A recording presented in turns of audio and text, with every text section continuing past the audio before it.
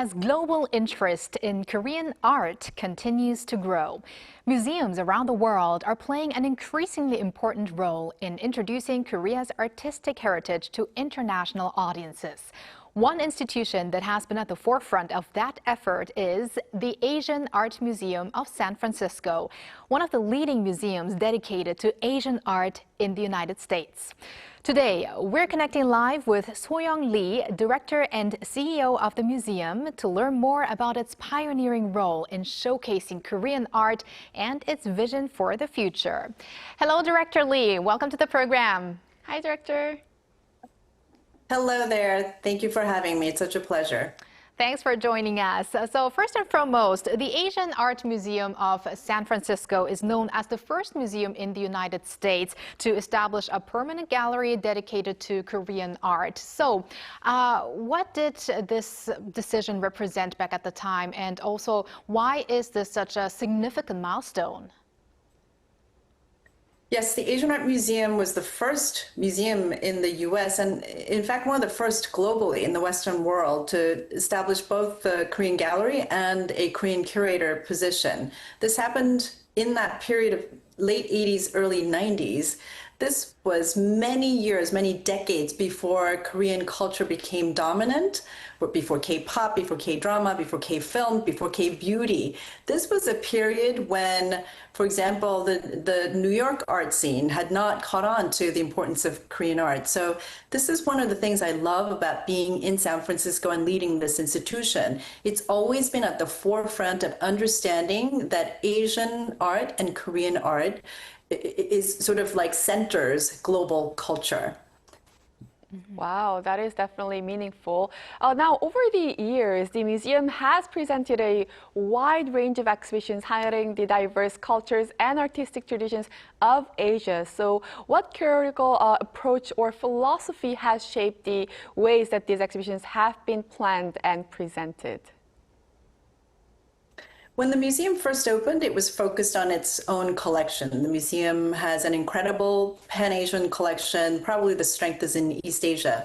But mounting exhibitions was a way to expand the stories and the history that the museum can tell. Throughout its lifetime, and particularly in the 90s and the early 2000s, the museum mounted these major loan exhibitions from Asia, these masterpiece exhibitions, including about Goryeo Dynasty, which was in 2003, one of the pioneering, field-changing exhibitions at this museum.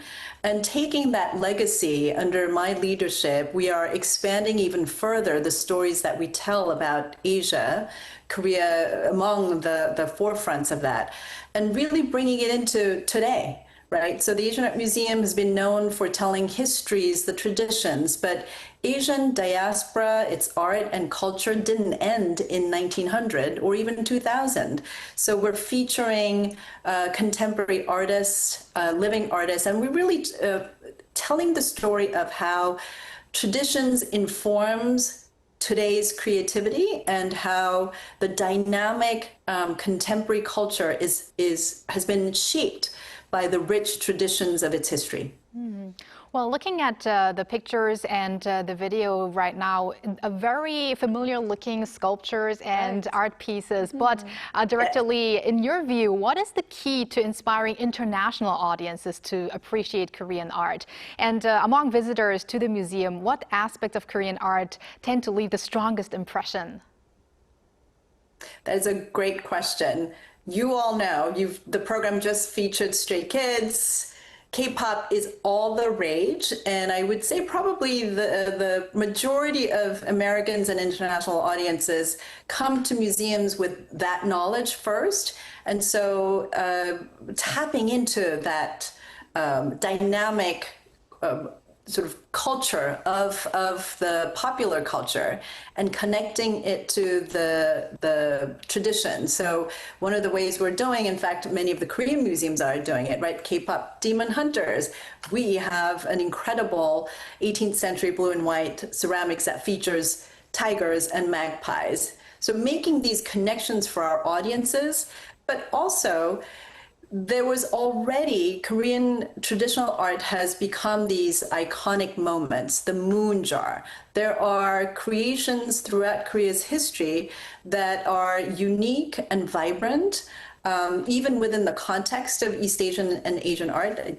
You're seeing our iconic 18th century moon jar right now on the screen. And so now I would say people already have impressions and of these iconic Korean moments, and so tapping into those and providing the context of what made them so special is the role that the Asian Art Museum plays. I really like the mixture of the art pieces that we just saw, like the moon jar, as you mentioned, and also I could spot some Squid Game figures as well there. So I guess that's why. So that was, yes, one of our recent exhibitions featuring Hallyu. Right. So there's a reason for why it resonates with so many K-pop fans and K-drama fans as well, I guess. For sure. And for many people, including myself, a museum or like art could be a difficult or kind of like difficult to approach, but connecting it with the K-pop, K-dramas, and more of the easyable, approachable K-culture aspects, it really, is reaching out to a global audience as well. And also speaking of some of the things going on in the museum, this fall, the museum will present a special exhibition dedicated to Korean art. So could you please give us a little preview about the upcoming exhibition and what you hope the international audiences will discover through it? Yes, thank you. A pleasure. This fall, we're launching the exhibition Hajonghyun Retrospective. Hajonghyun is one of the most influential, transformative artists of the modern contemporary period. He's still living in his 90s and still painting. He's known as an abstract painter, but what is incredible about this artist and his entire oeuvre is that he spent his life redefining the notion of painting. It is not just a two-dimensional something that you shape the surface. He's in fact known for his invention of a method where he pushes paint from the back of burlap or hemp through to the front, and he manipulates the surfaces. What his story is really about, continually experimenting, coming at things from a different perspective, and really respecting both the materials and the artist's own actions. And so when you walk through the exhibition, what I hope the international audiences, the American audiences, and even the Koreans will take away is that artists, there is something very grounding. Art is about the materials. Art is about the person that's creating. And this is also an exhibition that tells the story of modern Korea. He started at a moment when Korea was economically down. He used materials that were available, sort of everyday materials. And then through the history of modern contemporary Korea, he's sort of reflecting the changes that's happening around him. But more than anything, this is an opportunity for people to slow down, look, and feel. And that is exactly what actually the artist himself has said that he wants people to take away from his art. Right. It seems like this exhibition is not only going to offer the extraordinary, remarkable career of one specific artist like Ha Jong-hyun, but also offer a window to modern Korean history as well as its creative spirit. But before we move on directly, so this exhibition will kick off open in September, as far as I know, and even go into early next year, right? Yes, September 25 is the public opening, and it will go into January of 2027. And this is the first exhibition featuring Ha Jong-hyun in a U.S. museum, and we are extremely proud and excited to be the leader in showcasing, and has generated already so much excitement because he is actually well collected by international collectors. He has such fans all over the world. And I hope that even Koreans will travel to San Francisco and come and see this exhibition. Right, and there is also a big Korean population there as well. So let's hope for a successful exhibition. And speaking of San Francisco, this year marks the 50th anniversary of the sister city relationship between San Francisco and Seoul, a partnership that reflects the long-standing cultural ties between the two cities. So in that context, you've described San Francisco as the west of America and the east of Asia. Could you explain that a little bit more? And why do you think Korean art resonates so strongly with audiences in a city like San Francisco? Yes, I have called San Francisco the West Coast, California and San Francisco the West Coast of the United States, but it's really the East Coast of the Indo-Pacific region, all of Asia. It's that bridge and the middle ground, and a place. San Francisco has always been a place of innovation, of looking ahead. It also has an incredible long history with Asia. Among the first cities of entry point for Asian immigrants, including Koreans. And so the city also is more than a third Asian American population. So there is already an innate or an inbred culture that is so Asian. You see it on the streets, you see it in the restaurants, the food, the music, the arts.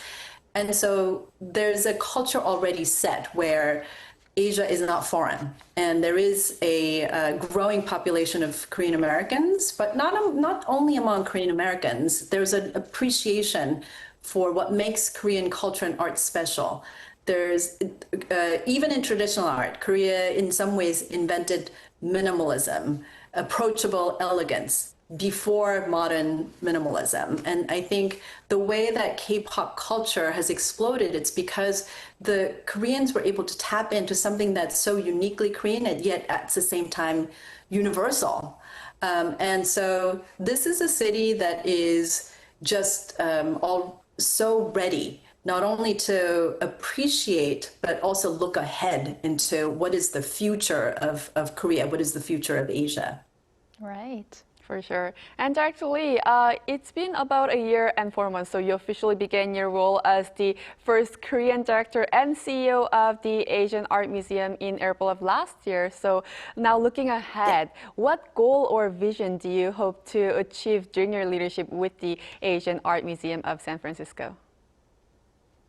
Yes. As, again, the West Coast of the United States, but the East Coast of Asia, this is the perfect city, and the Asian Art Museum is the ideal place to be local cultural destination and a global voice for Asia. And so we have already in the past year, through our programs, welcomed the many Asian Americans and non-Asian Americans through culture. So we do programs, particularly on the weekends, that are around food, around music. We've had K-pop sing-alongs. We've had a current sort of Cambodian popular rock music performances.